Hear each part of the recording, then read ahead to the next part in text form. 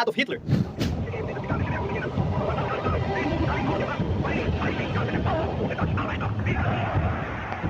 Olá, meus queridos amigos, eu sou o Felipe Castanhar e hoje o Nostalgia deixa um pouco de lado os filmes, as séries, a cultura pop e vamos entrar um pouquinho em história. Não, eu não sinto nostalgia do Hitler, eu não tenho saudades do Hitler, mas como o Nostalgia vem se transformando num programa muito mais informativo e deixamos de falar de coisas só do meu passado faz muito tempo, eu achei que seria legal poder trazer aqui pra vocês um pouquinho da história de um dos ditadores mais terríveis que já passou pelo mundo. Então sim, hoje iremos falar de história. História é aquela ciência humana fascinante que conta a história da humanidade, de todas as milhares de merdas que nós, seres humanos, já cometemos muitos erros, cara. Ah, mas Castanhar, eu odeio minhas aulas de história, meu professor é um filho da puta. Odeio ele. Calma, galera, história é uma coisa sensacional. Não é muito valor seu professor de história porque hoje você vai perceber que você gosta de história. A grande questão aqui é como ela é contada. Porque o Nostalgia é um tipo de programa descontraído, muito bem pensado, não vamos ficar falando de datas, de nomes que ninguém conhece, dessas coisas. Não! O Brasil foi descoberto em 1500 pelo navegador Pedro Alves Cabral. Não, vai ser assim aqui. Inclusive, se você olhar pra trás, você vai ver que a história tem personagens tão fodas quanto os personagens de quadrinhos, cinema e de tudo que a gente gosta da cultura pop. E é exatamente sobre um desses personagens icônicos que nós vamos falar hoje no Nostalgia. Vamos contar a história de um dos personagens mais famosos do mundo. Conseguiu transformar a Alemanha em um dos países mais temidos do mundo, mas que ao mesmo tempo era um genocida que matou milhares de pessoas. O homem que começou a Segunda Guerra Mundial, o conflito que mais matou pessoas na história da humanidade. De 50 a 85 milhões de pessoas morreram por causa da Segunda Guerra Mundial. É claro, estou falando de Adolf Hitler. Acredito que não existe nenhuma pessoa no mundo que nunca tenha ouvido falar de Adolf Hitler. Entre todas as grandes figuras históricas, ele é sem dúvida a que mais desperta a curiosidade das pessoas. É só você parar um pouquinho pra pensar. Hitler morreu há 70 anos. E o tempo todo são lançados novos livros que contam a história dele. Isso sem contar que os historiadores descobrem uma coisa nova sobre ele ou sobre o nazismo, vira notícia no mundo todo. Então é engraçado você pensar que Hitler, um dos maiores assassinos da história da humanidade, é meio que virado parte da cultura pop. Todo mundo conhece essa foto de Hitler com seu cabelo de lado, seu bigodinho, que virou símbolo de intolerância, símbolo de ódio, símbolo de preconceito. Hitler aparece em filmes, em quadrinhos, em desenhos, até meme na internet ele já virou.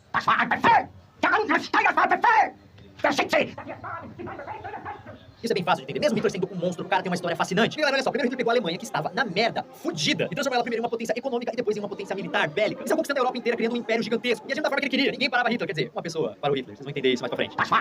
Então dá pra entender por que de Hitler gerar tanto interesse das pessoas. Também que ele era o chefão da Alemanha, que matou milhares e milhares de pessoas, isso todo mundo sabe. Mas a história dele tem muitas coisas interessantes que ninguém sabe. Como, por exemplo, como o erro de achar que Hitler nasceu na Alemanha. Hitler, na verdade, era austríaco. Ou melhor, ele nasceu numa cidade que hoje fica na Áustria, mas que na época era do Império Austro-Húngaro, que era um estado europeu que existiu até o final da Primeira Guerra Mundial, em 1918. Hitler nasceu aqui, ó, em 1889. Aliás, o prédio onde ele nasceu ainda existe. More popular proposals include turning it into a museum or a memorial. Whatever decision is eventually taken, however, the building will continue to be a painful reminder of a bleak period of European history. Mas para isso pouco se sabe com certeza sobre a infância de Hitler. Aliás, o que se sabe é que a história da família dele era meio enrolada. Inclusive não tinha nem o nome Hitler. Mais ou menos assim, o pai de Hitler, Alois, nem sabia quem era o seu pai. Então como ele precisava ter um sobrenome, usou durante anos o sobrenome da mãe dele, Maria Anna Schicklgruber. Seu pai era filho natural de Anna Schicklgruber. Logo, Hitler seria herdeiro desse nome. Caso se tornasse o senhor da Alemanha, ao invés de Heil Hitler, imagine a saudação nazista com o ridículo grito de Heil Schicklgruber. Mas alguns anos depois, sua mãe, que é a avó de Hitler, se casou com um homem chamado Johann Georg Hitler. Não era Hitler, era Edler, com E-I-D. Maria Anne morre e quando Johann morre, o pai de Hitler foi meio que adotado pela família do padrasto e consequentemente mudou seu nome para Hitler. Ou quase isso. E deu uma puta merda e erraram no registro, mudando o nome dele para Hitler. Mystery even surrounds the paternity of Hitler's own father. He was born illegitimate under the name of Alois Schicklgruber. Later, he had his father's name registered as Georg Hitler, 20 years after Hitler's death. A dubious proof of identity. But from then on, Alois called himself Hitler. Ou seja, o grande chefão da Alemanha não nasceu na Alemanha e não tinha um pingo de sangue da família Hitler. Que na verdade não existia, né? Era a família Hitler. Velho, que puta confusão. Também rola um boato de que a avó de Hitler, a Maria Anne, havia trabalhado em uma casa de judeus. E os boatos dizem que o dono da casa seria um verdadeiro pai do Hitler. Ou seja, Hitler teria um avô judeu. Mas calma que isso não passa no boato e nunca foi comprovado. But his opponents were looking more closely now, and they discovered a Salomon in the family tree. The press said, that sounds Jewish. Soon, the papers were speculating about the racial fanatic's own racial heritage. A Vienna newspaper printed pictures of Jewish gravestones inscribed with names like Hitler. Actually, there is no evidence that Hitler did have Jewish ancestry, but at the time, they were unanswered questions. Mas uma coisa que sabemos com certeza sobre a infância de Hitler é que seu pai era um cara muito difícil. O cara era esquentado, o cara era brigão, o cara era nervoso pra caramba e também muito mulherengo. Pra você ter uma ideia, quando ele casou com Clara, mãe de Hitler, ele já tinha passado por 2 casamentos e tinha traído todas as suas mulheres. Quando ele casa com Clara, parece que ele finalmente sossega e acaba tendo 6 filhos com ela. Só que desses 6 filhos, apenas 2 sobreviveram, isso porque os outros 4 acabaram morrendo muito novos. E como você já deve imaginar, um dos que sobreviveram era o 4º filho do casal chamado Adolf Hitler. É engraçado que os historiadores parecem saber mais sobre a infância do pai do Hitler e da origem do nome Hitler do que da própria infância do Hitler mesmo. Isso porque o próprio Hitler parece que destruiu todos os documentos que contavam um pouco mais sobre a sua origem. Na verdade, parecia que ele queria apagar o seu passado. A galera sabe muito pouco sobre o período em que ele era criança, mas mesmo assim rola algumas fotos, tipo essa daqui, que mostra um dos maiores assassinos do mundo ainda bebê. Mas uma coisa muito engraçada da infância do Hitler, que muita gente fica surpresa quando descobre, é que Hitler queria ser padre. Mais ou menos assim, ele começou a ter aulas de canto, depois disso ele começou a cantar no coral da igreja e desenvolveu ali uma paixão pela religião e começou a ter vontade de ser padre. At 8, he is an altar boy in this monastery. He sings and admires the priest's self-sacrifice and sense of mission. E mano, não dá pra imaginar Hitler padre, mas aí uma tragédia mudou tudo. Seu irmão Edmund morreu com 6 anos de idade. Nessa época Hitler tinha apenas 10 anos, e a morte do irmão dele mexeu muito com a cabeça dele. Com isso ele mudou completamente seu comportamento. Ele virou meio que uma criança rédea, desencanada, de tudo, que não respeitava nada. Passava a maior parte do tempo quebrando o pau com os pais e com os professores. Na verdade, o relacionamento entre ele e o pai dele nunca foi fácil. Primeiro que os dois eram teimosos pra caralho. Então sempre eles tretavam, brigavam, eles nunca chegavam a um acordo, nunca ficavam bem, era tipo um quebra-pau que não tinha resolução nenhuma. Outra coisa é que o pai do Hitler trabalhava na alfândega. Queria que o filho dele seguisse os mesmos passos, né? Trabalhando na alfândega. Mas não, Hitler não queria isso. Hitler queria ser um artista, um cara que trabalha com artes, né? Um pintor. Hitler was in conflict with his father, who wanted him to become a civil servant.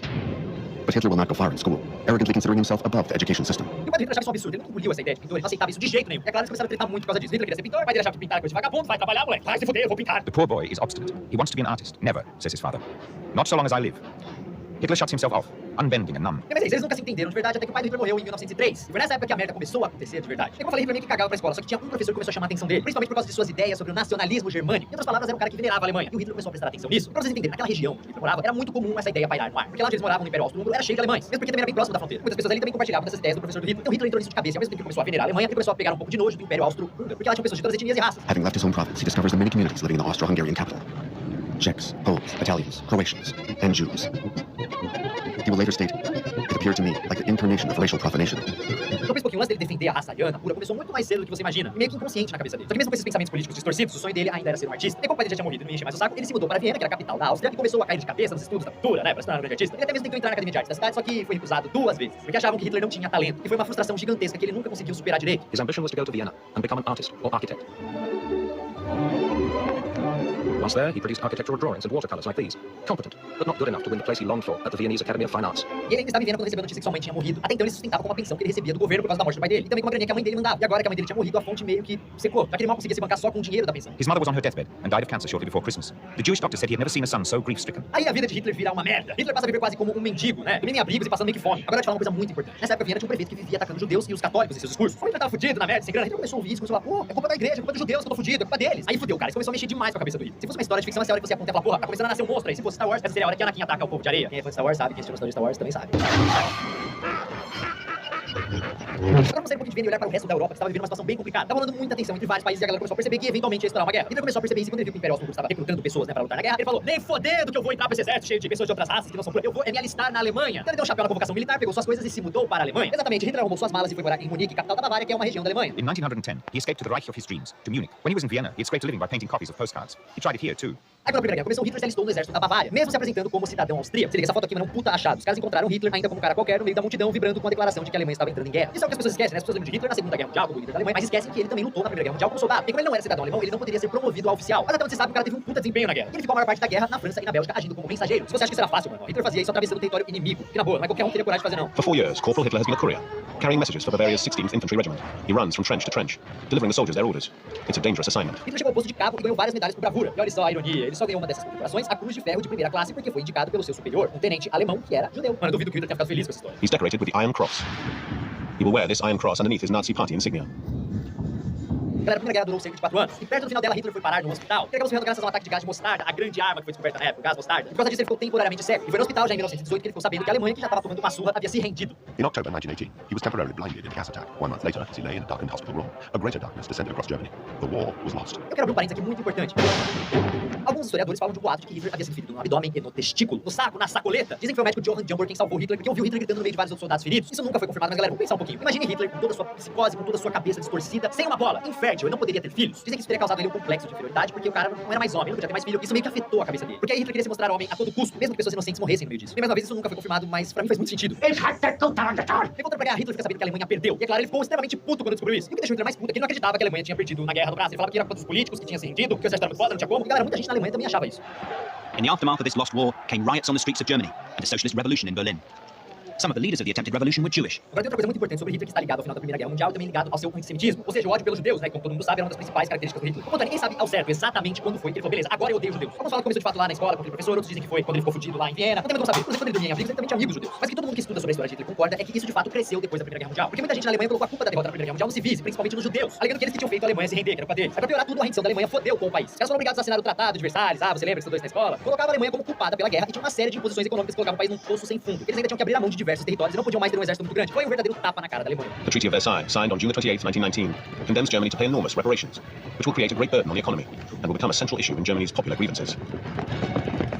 Germany also sees 13% of its territories and 1/10 of its population confiscated. Como muitos alemães, Hitler odiou aquela porra daquele tratado, e mal ele sabia que isso teria um impacto direto à sua vida política alguns anos depois. Agora não foi só a rendição dos alemães que ajudou a criar a ideologia na cabeça do Hitler, foi também a própria guerra. O cara se tornou patriota obcecado pela superioridade alemã. Ele tomou boas aquela coisa, ele falava pra princesa Sofia que a guerra tinha sido uma das experiências mais fantásticas de sua vida. Se dependesse dele, ou a Alemanha ganhava a Primeira Guerra, ou a Alemanha ganhava, ele jamais teria se rendido. For me, as for every German, said Hitler, there now began the greatest, most unforgettable time in my earthly existence. He discovered in war a sense of purpose he had failed to find in peace. The years of drifting were at an end. Mas o ponto é, a guerra tinha acabado e a Alemanha tinha perdido. Hitler então voltou pra Munique, já sem emprego, continuou no exército, trabalhando ali com umas coisas mais burocráticas. Aí chega o dia que ele recebe uma missão de se infiltrar no Partido dos Trabalhadores Alemães, que era um partido que havia acabado de ser criado. E foi aí que o garoto que odiava judeus e amava guerras começou a virar um monstro de verdade. Hitler não apenas começou a frequentar as reuniões, como acabou se apaixonando pelas ideias do seu fundador, Anton Drexler, um nacionalista que também odiava judeus. Quando ele começou a trocar ideia com Hitler, Drexler ficou impressionado com a cabeça do menino, falou, esse menino tem potencial, chamou ele pra se juntar ao partido, o que Hitler fez na hora sem pensar, não, vamos aí. Here, he is filmed for the first time during a demonstration of the DAP, the German Workers' Party. As early as 1919, the army has ordered him to infiltrate and spy on this group. Lacking better prospects, he remains a member and develops into a full-time political agitator. Aí a vida de Hitler muda completamente. Ele havia achado sua vocação na política. Dentro do partido ele conhece outra figura que seria determinante na sua formação como um dos maiores monstros do século XX, Dietrich Eckart, membro de uma organização secreta chamada Sociedade Thule, e que na verdade estava por trás do partido. He succeeds thanks to the help of a racist sect, the Thule Society, named for a legendary Nordic kingdom. Its members finance a newspaper with funds of questionable origin. This publication becomes the official Nazi Party newspaper under a new title, Volkischer Beobachter, the Racist People's Observer. Esse cara acabou virando uma espécie de mentor do Hitler. E quando ele decidiu que o partido precisava mudar de nome para aumentar seu alcance junto ao povo alemão, o Partido dos Trabalhadores Alemães se transformou em Partido Nacional Socialista dos Trabalhadores Alemães, também seria conhecido como Partido Nazista. Hitler changes the party's name, associating the terms national and socialism. His goal is to create a wider appeal and to show his anti-capitalist stance. The DAP will now be the NSDAP, the National Socialist German Workers' Party, the abbreviated form of which is Nazi. Foi aí que começou a nascer a Alemanha nazista, galera. E pra mostrar que aquilo era um partido novo, o Eckart decidiu que também deveria ter um símbolo novo, sabendo que o Hitler manjava lá dos desenhos, era um artista, ele pediu pra ele pra desenhar, pensar em alguma coisa. Então o Hitler foi pra casa e desenhou isso daqui, a famosa suástica nazista. Mas quantas vezes você já viu isso em vários filmes, séries, enfim. Foi Hitler que criou essa imagem que depois virou símbolo da bandeira nazista. Mas muita gente não sabe que a suástica, que é aquela cruz no meio do símbolo, não era só usado pelos nazistas. Esse símbolo é usado bastante em religiões antigas, como o budismo e o hinduísmo. Cada uma delas com um significado diferente. Mas quem também curtiu usar a suástica eram os movimentos nacionalistas alemães, e foi por isso que Hitler usou isso na bandeira. Adolf Hitler adopted a symbol for his National Democratic Socialist Party. It was a symbol which, over the next 2 decades, would become synonymous with hatred, fear, and a regime that slaughtered millions. The swastika. Ele também escolheu as cores vermelho, preto e branco à toa. Essas eram as cores do antigo Império Alemão. He will write in Mein Kampf, after innumerable attempts, I chose a red flag to show our movement's social dimension, with a white circle representing our nationalism, and the swastika, symbol of the Aryan, the eternal anti-Semite. E agora o partido começava a crescer e com isso a imagem do Hitler também crescia muito. Quando era muito que ele se tornasse um dos principais nomes desse partido nazista. E se você já achava isso ruim, tinha algo pior. O partido criou uma espécie de milícia. O partido dizia que esses soldados estavam ali para garantir a segurança dos caras do partido nos eventos, mas todo mundo logo se ligou que eles também atacavam rivais políticos, ou seja, se você criticasse o partido nazista, essa milícia vinha atrás de você e dava um sumiço. He creates the SA Stormtroopers, his assault unit, a small militia whose uniforms he obtains from a stock of the former Austro-Hungarian Customs Office. His radicalism increases the party's membership from 2,000 to 20,000. Hitler começou a ficar conhecido por todos esses motivos que eu falei, mas por outro também muito particular, sua habilidade e capacidade de se comunicar com multidões. Hitler tinha várias qualidades como político, ele era um rapaz esperto, inteligente, estrategista, mas na hora de se comunicar, na hora de fazer um discurso com o público velho, ele levava as multidões a loucuras, ele falava o que a galera queria ouvir de uma maneira sensacional. O cara era foda pelo discurso, ele sabia a hora de falar calmamente, a hora de explodir, até a hora das pausas ele sabia. Als unsere Partei gerade 7 Mann hoch war, brach sie schon 2 Gründe aus. Erstens, sie wollte eine wahrhaft Weltanschauungspartei sein. Und zweitens, sie wollte daher kompromisslos die einzige Macht und alleinige Macht in Deutschland.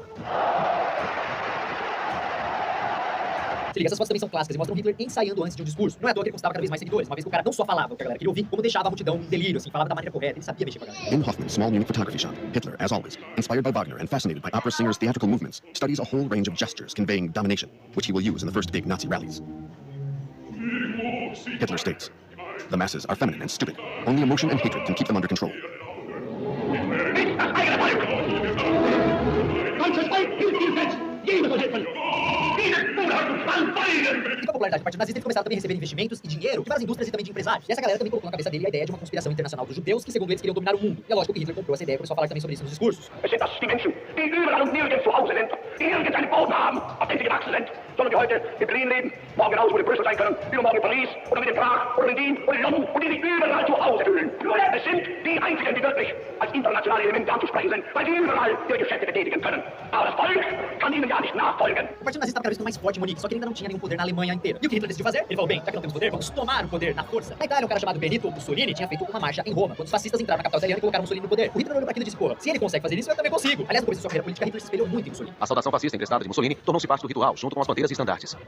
Outros pontos em comum com os fascistas italianos foram construídos. Hitler e Rudolf Hess encontram-se com Mussolini em Munique, talvez procurando uma maneira de dividir seu poder. O antissemita fanático Júlio encontra seu par e o terreno ideal é assentado para a cooperação entre fascistas e nazistas, antes mesmo de Mussolini voltar para Roma. Aí rola outro acontecimento que foi muito marcante em sua vida, que foi o Putsch da cervejaria. Os detalhes são mais complicados, chatos, sobre política, mas basicamente Hitler tentou dar um golpe de Estado. E tem esse nome, né, Putsch da cervejaria, porque Hitler juntou a galera do partido nazista, especialmente aquela milícia, que foi até a maior cervejaria de Munique, onde o cara que comandava a Bavária estava dando um discurso. Hitler chegou ali enfiando o pé na porta e disse que estava tomando o poder na marra. On November 8, 1923, Hitler attempted a coup, which is now known as the Beer Hall Putsch. Hitler and a large group of his party's paramilitary soldiers stormed into a beer hall in Munich filled with 3,000 people. Hitler claimed a national revolution had broken out and the government had been toppled. Você viu que o cara era maluco, pegou todos os líderes políticos que estavam ali naquela cervejaria, levou pra uma salinha, pegou uma arma e falou assim, ou vocês apoiam essa porra, ou então...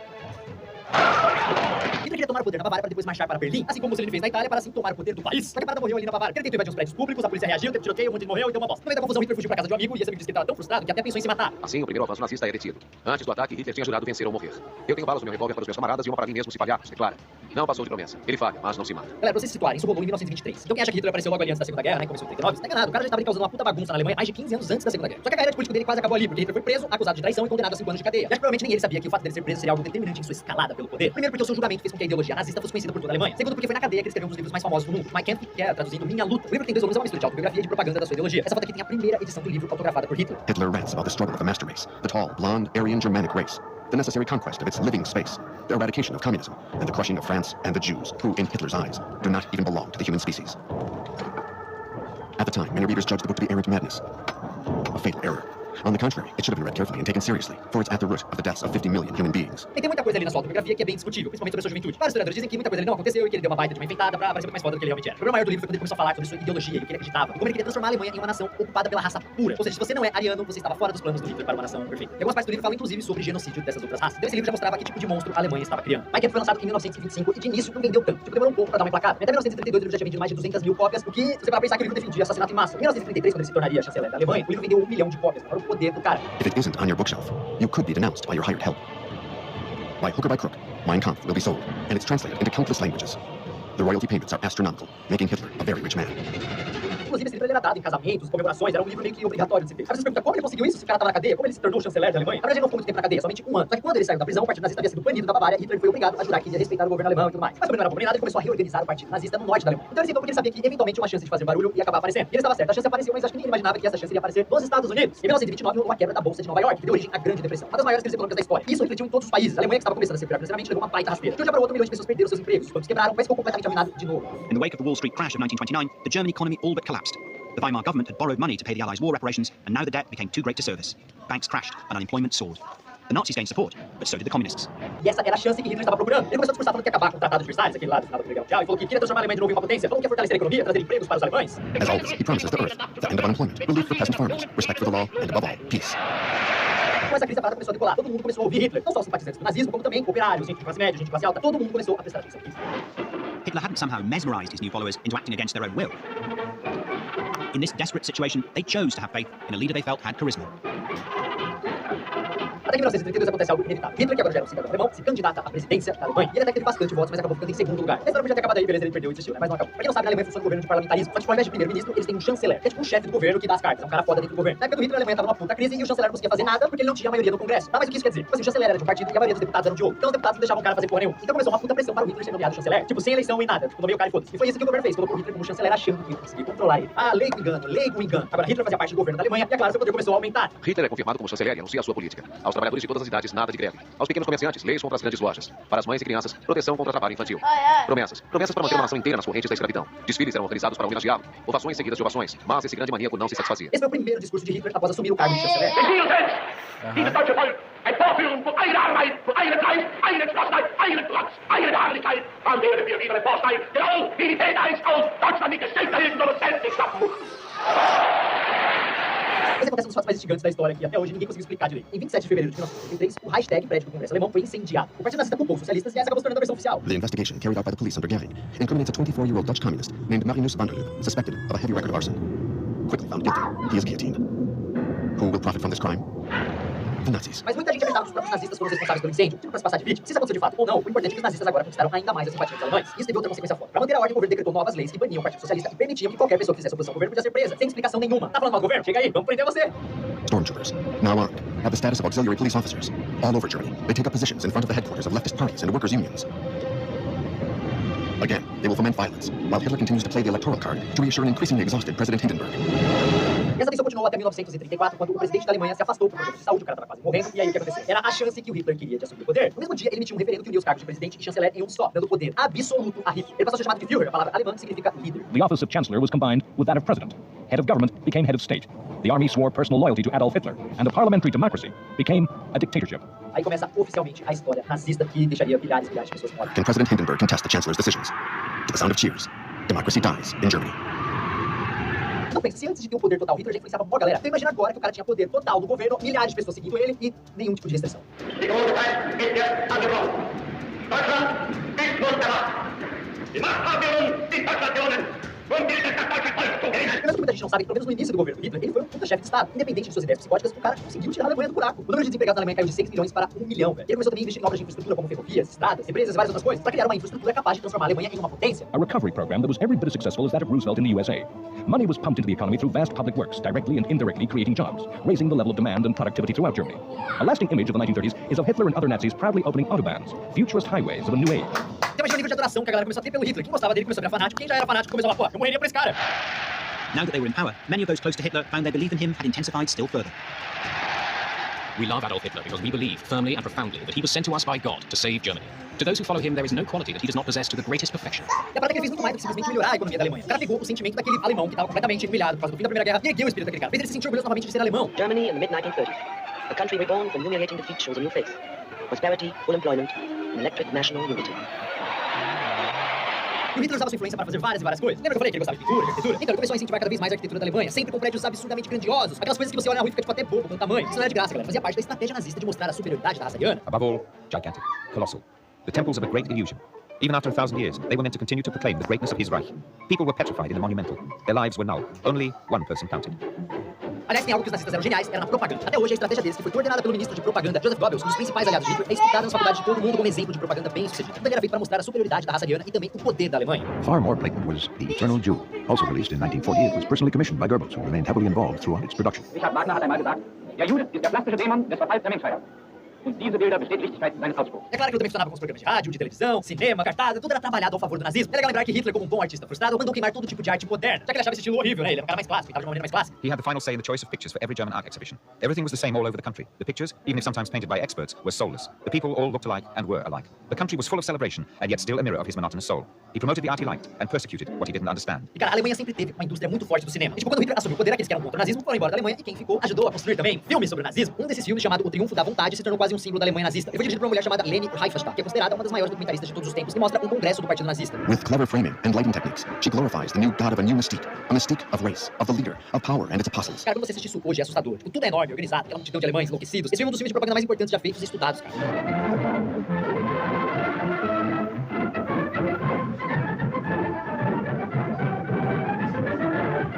Outro ponto da propaganda é que ela não era feita só pra vender o nazismo e a raça ariana como raça perfeita, era também feita pra promover a imagem de Hitler. Tudo era feito pra tratar Hitler como um tipo de deus, como um cara acima do povo, né? Isso é claro, tirando o fato de que Hitler já era um cara que se comunicava muito bem com as multidões, então ele já era amado por todos. E os filmes e fotografias nazistas exploravam muito isso.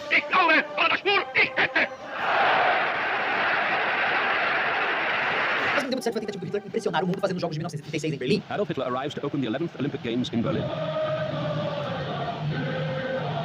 Hitler is determined these games will be a showpiece for his new Germany. Quer dizer, o evento foi foda, tal. Todo mundo viu que a Alemanha não era mais um país arruinado, mas ele rolou um dos maiores bicos na vida de Hitler. Ele queria que a Alemanha ganhasse o maior número de provas possíveis, para que o mundo visse como os arianos eram superiores. Só que chegou a hora da final dos 100 metros rasos, e já naquela época era uma das provas mais fodas. E o que aconteceu? A Alemanha perdeu. Inclusive perderam para um americano. Não era qualquer americano, um americano negro. Imagina você, o Hitler, está no estádio de Berlim e vê um negro ganhar os 100 metros rasos. O mundo inteiro aplaudiu o Jesse Owens, o ganhador da prova, né? Todo mundo menos o Hitler. Você acha que ele foi lá, né? Desceu, foi dar medalhinha pro cara? Você tá muito enganado. Hitler foi bem cuzão e saiu fora do estádio antes mesmo que as pessoas pudessem perceber.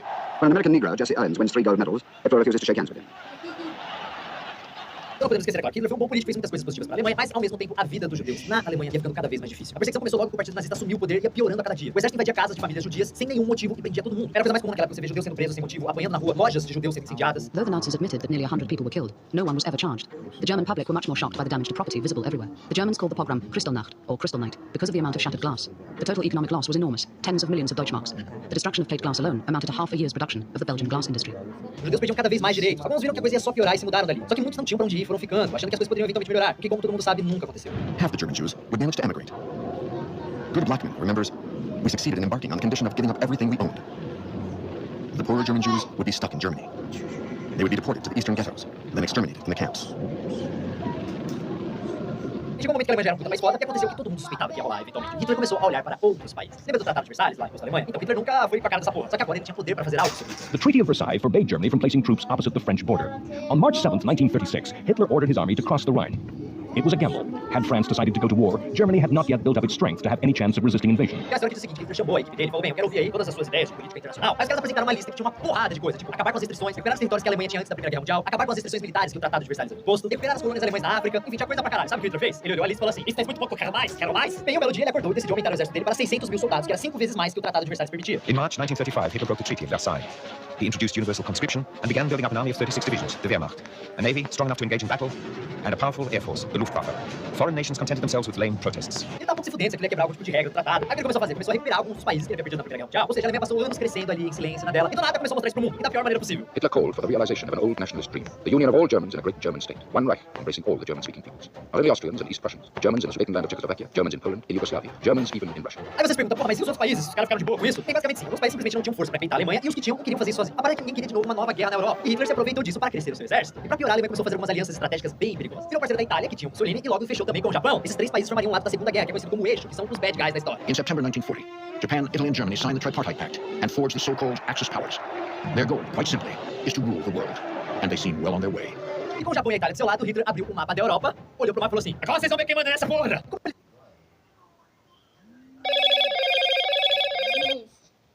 Ele simplesmente começou a anexar territórios vizinhos. Os caras começaram a brincar de war, velho. Primeiro foi a Áustria, que ele simplesmente decretou que fazia parte da Alemanha, mas mesmo assim fizeram um censo lá e se tivessem votado a maioria ia concordar com isso. Depois foi a vez da Tchecoslováquia, que na verdade foi quase um presente que a França e a Inglaterra deram pra Alemanha como última saída pra evitar a guerra. Mas a coisa mais foda que Hitler fez foi assinar um tratado de não agressão com a União Soviética, que já previa a divisão da Polônia em dois países. Ou seja, já ficou claro que a Polônia era a próxima a rodar. E foi o que aconteceu. Em 1 de setembro de 1979, o exército nazista invadiu a Polônia. In only 3 weeks, the gallant Poles are crushed. Most of Poland becomes a German province. The rest, as agreed, is occupied by Soviet Russia. Aí foi demais, cara. França e Inglaterra olharam aquilo e falaram, mano, não dá mais pra ficar quieto, né, mano? Não dá mais. Então eles declararam guerra à Alemanha e começa assim a Segunda Guerra Mundial. Lebe unter Deutschland und seine die Vollziege der Zukunft! Deutschland heil!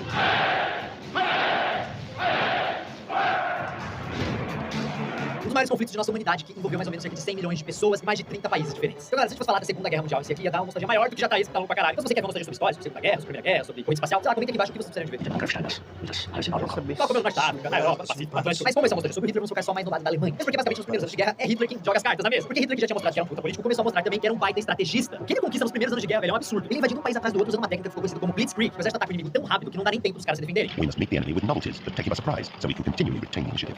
This new, highly mobile and technologically advanced army would engage the enemy in a series of fast, hard-hitting strikes designed to take the opposition off guard and keep them that way. Olha só, em abril de 40, a Alemanha invadiu Dinamarca e Noruega. Depois a vez da Holanda, Bélgica, Luxemburgo e a França, quase que numa tacada só. Em 41, Grécia e Iugoslávia. E o cara não estava só de olho na Europa, não, já que ele mandou um monte de tropas para o norte da África porque estava de olho no Egito. Ou seja, ele queria a Europa, o controle total do Mediterrâneo e mais um continente a sua escolha. Quem jogou a entendeu a brincadeira. E no meio disso tudo começou a rolar uma das coisas mais terríveis da Segunda Guerra Mundial, o Holocausto. Você com certeza já ouviu falar disso. Como Hitler já perseguiu os judeus na Alemanha, claro que isso também começou a acontecer nos países que ele invadia. Assim que ele conquistava o país, todos os judeus perdiam direito a tudo que eles tiveram confiscado e os caras iam presos. German action squads led by SS men toured the country carrying out public executions by the thousand. Himmler told his men that this was the type of task for which he had originally created the SS. It is much easier to fight like a soldier than to suppress an obstructive population of low cultural level. But we must stay hard. It is our responsibility to God. Mas a coisa começou a sair do controle, cara. Em alguns lugares, os nazistas criaram guetos, que eram tipo regiões da cidade que ficavam fechadas e os judeus ficavam amontoados lá dentro sem ter o que comer direito e sem poder sair. After the break of Poland, the Germans wall up some 400,000 Jews in the Warsaw Ghetto, sealed off from the rest of the city. Every Jew here, and wherever Germans rule, must now carry special papers and wear the Star of David. Isso durou um tempo até que o Hitler resolveu usar um método que ele chamou de solução final. January 1942, outside Berlin, the Nazis established their so-called final solution for dealing with enemies of the Aryan race. This document from the conference catalogs 11 million Jews from 31 countries to be killed. The Nazis built 3 types of facilities. Concentration camps house Nazi enemies and are located in Germany. Slave labor camps imprison civilians in Nazi-occupied territory. Extermination camps, mostly in Poland, are designed to kill as many Jews as quickly as possible. Lembra do Mein Kampf lá do livro A Minha Luta, onde ele fala de genocídio, de assassinato de massa? Então, ele começou a colocar isso em prática. Ele mandava todos os judeus para campos de concentração. E na boa, não eram campos de concentração, eram campos de extermínio. Na verdade, tinha os dois tipos, né? Alguns eram de concentração e outros de extermínio, mas as condições daquilo eram desumanas. Living conditions in Nazi camps were notoriously poor. Prisoners often died because of maltreatment, disease, and overwork. Many of those who survived the conditions were sent to gas chambers for execution. In fact, so many Jews were killed by the Third Reich, the Holocaust was considered genocide against that race. Vocês já devem ter visto vídeos, documentários, imagens, cara, é muito pesado, é desumano. É uma parada que você assiste, te dá um vazio, cara, é muito pesado. Os campos maiores, tipo Auschwitz, que é o que ficou mais famoso também, os judeus chegavam aos milhares, e os mais fracos, os velhos e crianças já eram executados na hora, normalmente em câmeras de gás. Rudolf Hess, o comandante de Auschwitz, se gabava de que o campo era o ápice do processo de extermínio. Ele podia fazer isso porque lá matavam rápido e de forma limpa. Auschwitz, ironicamente, também foi um lugar onde a própria infraestrutura permitiu que o campo desempenhasse seu papel. Havia 44 vias passando por Auschwitz, então podiam transportar judeus de todos os cantos da Europa e enviá-los para Auschwitz. Os que sobravam ficavam ali, tipo, fazendo trabalhos forçados, praticamente sem comer nada, até serem executados também. Muitos morriam trabalhando, outros morriam de fome, de doença, e a maioria, na verdade, era executada mesmo. Era nesses lugares também que os médicos e cientistas nazistas faziam uns experimentos bizarros, tipo torturar pessoas para ver quanto de dor ela podia aguentar, estudos com o cérebro humano, enfim. For the first time, they could implement death into their medical research. They could watch people, see how they react on certain poisons, on certain physiological, non-physiological situations, then kill the people and could see how the organs, how the brain, for instance, how liver reacted on that special research situation. Mano, era loucura, era uma parada de psicopata, era desumano. Tipo, ninguém sabe ao certo quantas pessoas morreram no Holocausto. Alguns dizem, chutam média de 6 milhões de pessoas. Só no campo de concentração de Auschwitz eles dizem que foram mais de 1,5 milhão de pessoas que morreram. Ou seja, Hitler estava conquistando a Europa inteira e dizimando a maior parte dos judeus, ciganos, homossexuais, negros, todo mundo que não se encaixava no seu padrão maluco de raça perfeita. E a coisa parecia que ninguém parava, já que ninguém era capaz de parar o Hitler. O cara parecia invencível. Bem, o Hitler decidiu ferrar a Inglaterra, só que Churchill, que era o primeiro-ministro da Inglaterra e também era um estrategista bem foda, sabia que se fizesse isso ninguém ia segurar o Hitler. E isso porque se a Alemanha conquistasse a Inglaterra, Hitler teria toda a Europa ocidental. Então a coisa foi muito feia na Inglaterra, morreu gente demais. As cidades ficaram arruinadas, mas os caras nunca se renderam. Mas isso aconteceu também porque Hitler cometeu uma das maiores cagadas durante essa essa guerra. E definitivamente mudou o destino da guerra. Hitler estava lá em Berlim e pensou, bem, esses 2 anos eu já conquistei a Europa inteira, né? Ninguém pode comigo, então quer saber? Eu vou tacar o foda-se. Então o que ele fez? Ele decidiu romper o pacto de não agressão que ele tinha feito com Stalin e acaba então atacando a União Soviética. Grande erro, Hitler, grande erro. He prepares orders for a new war, this time against his ally, the Soviet Union. Chief of Staff, General Halder. The Führer says that if we can defeat Russia, Britain's last hope will be gone. He believes a campaign against the Soviet Union will be child's play. Uma dica, se um dia você se transformar em um ditador e quiser atacar o mundo inteiro, nunca, mas nunca ataque a União Soviética. Ou melhor, a atual Rússia, né? Não é porque os caras são estrategistas, têm um exército foda pra caralho. É porque eles têm simplesmente o maior aliado que alguém poderia ter em uma guerra. O inverno russo. 41. É tipo, só quem nasceu naquela merda consegue aguentar aquilo. Inclusive, os russos têm até um apelido pra isso, eles chamam de General Inverno. But the weather was now starting to freeze. The German forces, confident the campaign would be over by the summer, were caught unprepared. With no winter clothing, they now suffered terribly. On the Moscow front, Army Group Center was now beginning its final push to capture the Soviet capital.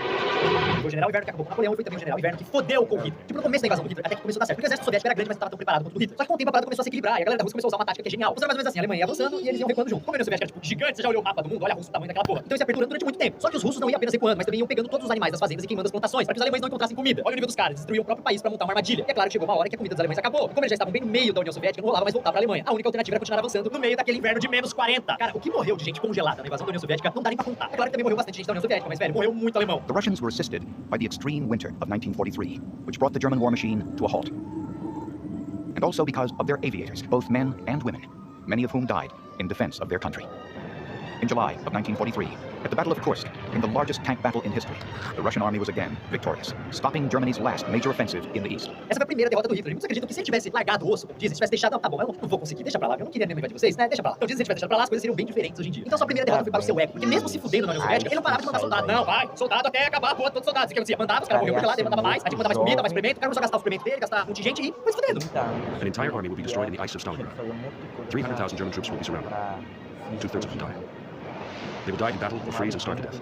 Survivors will never forget the scenes of death. The bloodiest, most decisive battle of the war will end in catastrophe and captivity for some 100,000 German soldiers. Only 6,000 will ever come home to Germany, and some will take 13 years to arrive. Their fate characterizes the senselessness of war. There are the same faces the summer before. E ele não estava só em guerra com a União Soviética, ele também estava em guerra com outros países, então tinha que lutar lá e também em outro lugar. A Alemanha lutava do lado oriental com a União Soviética e do ocidental com os aliados, que usavam a Inglaterra como base e atacavam os territórios ocupados pela Alemanha o tempo todo. Então é claro que Hitler sentiu baixo. Ele podia ser um político genial e um estrategista, mas a pressão de lidar com aqueles ataques de todos os lados começou a ser demais pra ele. E o pior é que de repente ele começou a perceber que tinha problemas dentro da Alemanha. E, tipo assim, a Alemanha tinha Gestapo, que era aquela polícia que ele criou, que era uma polícia foda pra caralho. Quando os caras eram tão foda que se a Gestapo entrasse na sua casa e levasse você embora, você nunca mais era visto. Os caras te matavam e pronto, acabou, era simples assim. Esses sujeitos idolatravam Hitler e estavam dispostos a morrer em nome do nazismo. Agora isso é a polícia dele, né? A Gestapo, só que no exército nem era nazista. Claro que eles obedeciam Hitler porque ele era Führer e tudo mais, mas não era só fanatismo ali. E quando os soldados viram que o Hitler tava fazendo merda, a galera começou a desertar, começou a falar, não, mas fudeu, Hitler tá viajando, mano. E a galera começou a sair fora. Teve gente que tentou fugir, teve gente que se rendeu. On February 2nd, 1943, General Friedrich Paulus becomes Hitler's first field marshal to choose surrender over suicide. He gives up his 91,000 bedraggled German troops to the Soviets. Teve gente que tentou matar o Hitler. Nos últimos anos da guerra, Hitler sofreu uma série de atentados que eram feitos por soldados alemães que queriam dar um fim na guerra e sabiam que só iria acontecer se o Hitler morresse. Porque ele não queria ser Hitler. Isso enfraqueceu cada vez mais a posição dele como líder do exército. In 1943, a bomb was placed upon a plane in which he was trapped. Unfortunately, the pilot flew too high to avoid turbulent air. That spot of Hitler destroys the bomb. Twice, officers volunteered during the next 2 months to approach Hitler as human suicide weapons. In both cases, Hitler avoided assassination by not appearing or by appearing too briefly to allow the officers to do their work. Ele começou a fazer umas estratégias meio malucas, quando perdia ficava puto, falava que tava tendo conspiração contra ele, que iriam trair ele. Ou seja, ele começou a se fuder em todas as frentes. Inclusive a merda começou a ir em direção dos nazistas. Porque pensa, de um lado a União Soviética atacando, do outro os aliados que já tinham ajuda dos Estados Unidos. Mano, ele tava se fudendo. Aliás, os Estados Unidos já pegavam pesado na propaganda contra o Hitler desde o começo da guerra. Mas tipo, se os nazistas tinham aquela propaganda grandiosa, os americanos preferiam um caminho que era muito mais a cara deles. Por exemplo, o primeiro gibi do Capitão América lançado em 41 já trazia na capa o herói dando um murro na cara do Hitler. Well before the US entered the war, superheroes weren't just waving the flag, they were wearing it. Timely Comics had the greatest anti-Nazi of them all, who burst on the scene with an unforgettable cover. Captain America threw a smashing right cross to the jaw of Adolf Hitler. That said everything about the character. Até o Pato Donald entrou na brincadeira com o desenho a cara do Führer, que tem uma cena clássica que ele joga um tomate na cara do Hitler e até ganha o Oscar. Not to love the Führer is a great disgrace. So behind, right in the Führer's face. Show me right in the Führer's face. Mas a maior crítica a Hitler não partiu de nenhum governo, saiu da mente genial de um cara foda, Charles Sharp, que imitou Hitler em O Grande Ditador. O filme tem 2 cenas clássicas, aquela que Hitler fica brincando com uma bola com o desenho da Terra.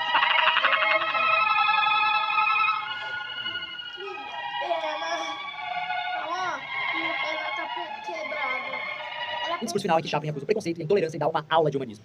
Mas bem, vamos voltar para a guerra. E naquela altura todo mundo já sabia que a Alemanha ia perder a guerra, só que essa certeza foi ainda maior no dia 6 de junho de 1944, o famoso dia D. Eu tenho certeza que você já deve ter ouvido sobre isso em algum momento da sua vida, uma das operações mais famosas da história. Foi basicamente assim, os aliados decidiram que a melhor maneira de acabar com o domínio da Alemanha na Europa era uma invasão em massa. Então eles bolaram o dia D, que pra quem assistiu o Resgate do Soldado Ryan, é o início daquele filme.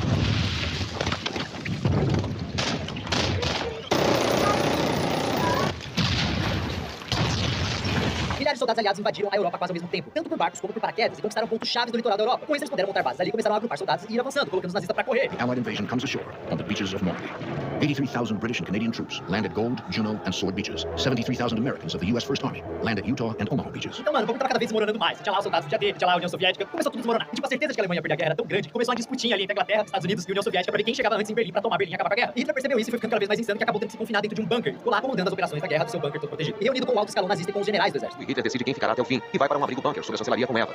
Himmler e Göring ficam desertas e as explosões da artilharia é o som da destruição que se aproxima. Em 22 de abril, Hitler tem um colapso nervoso e se recusa a deixar o abrigo. E pelo que eu já falei aqui, você já deve imaginar, Hitler não pensava esse Hitler. Então ele ficava lá, completamente paranoico, tomando um monte de remédio, achando que o nego ia trair ele a qualquer momento. Totalmente maluco. Tem um filme sensacional sobre isso que chama A Queda, As Últimas Horas de Hitler. Que é justamente onde eles tiram aquela cena do Hitler, que a galera começou a zoar na internet, dublagem, etc. É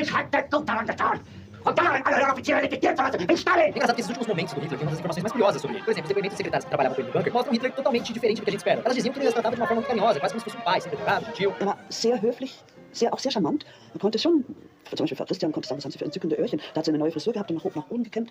Und das hat er dann bemerkt. Quem também ficava no bunker com ele eram seus pastores alemães. Hitler era apaixonado por animais e até mesmo considerava a caça uma das coisas mais cruéis e covardes do mundo. Olha que hipocrisia, um dos caras que mais matou pessoas do mundo falando que maltratar animais é crueldade. E tipo, eu não acho que isso era só hipocrisia. Isso era uma prova de que o cara era perturbado. Ele não achava que estava fazendo nada de errado matando judeus. Ele simplesmente achava que a raça ariana era superior e que aquela porra tinha que ser a única raça do mundo. Ele era maluco. Mas talvez uma das coisas mais curiosas do final da vida do Hitler seja a presença de Eva Braun, o grande amor da vida de Hitler. É possível falar da Eva sem também falar de uma das coisas mais comentadas sobre Hitler, que era a vida sexual dele. Que tipo, o partido nazista criou uma imagem completamente foda do Hitler, né? Um cara, um deus, um cara que nem tinha vida pessoal, que era tipo, a vida dele inteira era dedicada ao país dele. Então mesmo algumas coisas mais básicas sobre ele não tem como a gente provar. Por exemplo, alguns historiadores dizem que ele era vegetariano, já outros falam que não, o cara gostava de carne, comia carne. Agora, a sexualidade do Hitler realmente é um mistério. Alguns dizem que ele era homossexual, alguns dizem que ele era bissexual, alguns dizem que ele nem mesmo transava, o cara era sexuado. Etwas gegen körperliche Berührung. Also das war ja allgemein bekannt, dass auch jeder Arzt mit ihm große Schwierigkeiten hatte, weil er sich nicht gern anfassen ließ.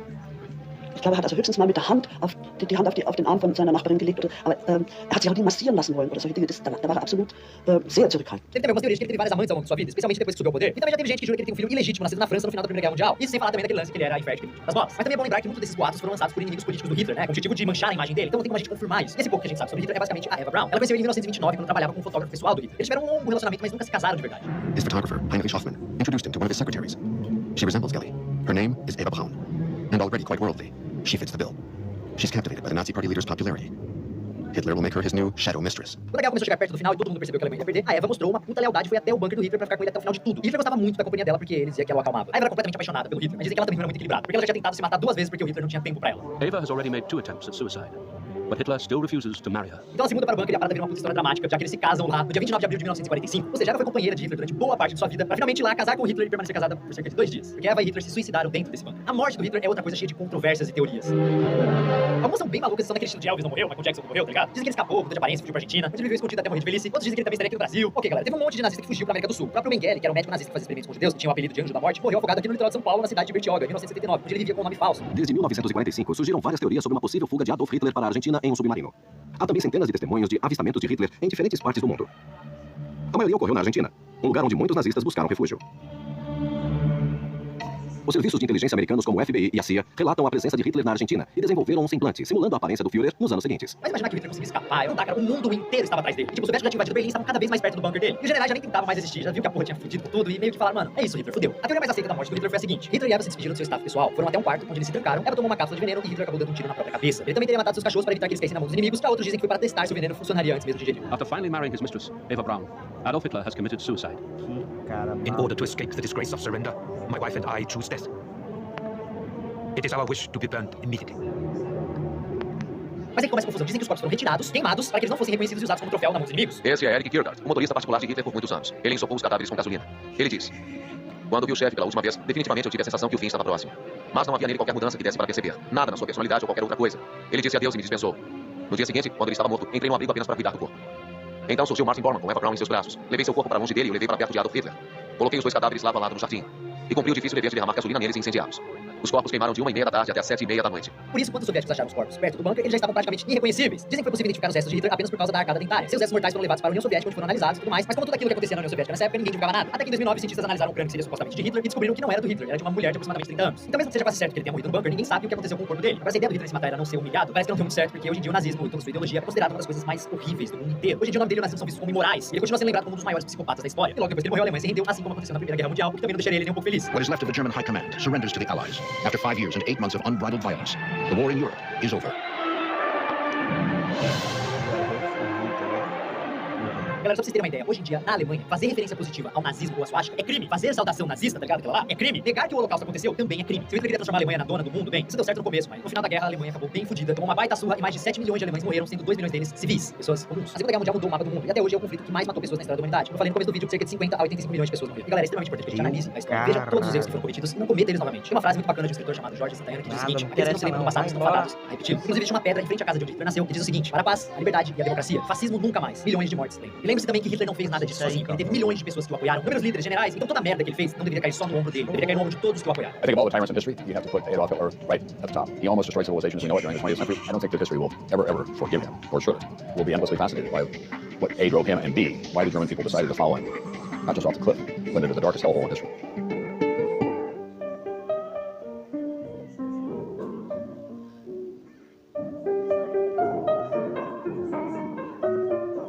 E esse foi o Nostalgia Hitler. Se você gostou, por favor, deixa o gostei aqui embaixo, tem um baita trabalho. Comente se você gostaria de ver novas nostalgias sobre história. Não se esqueça de se inscrever aqui no canal Nostalgia para não perder os vídeos novos. E calma, não vai embora, você pode clicar aqui para ver o nosso último Nostalgia.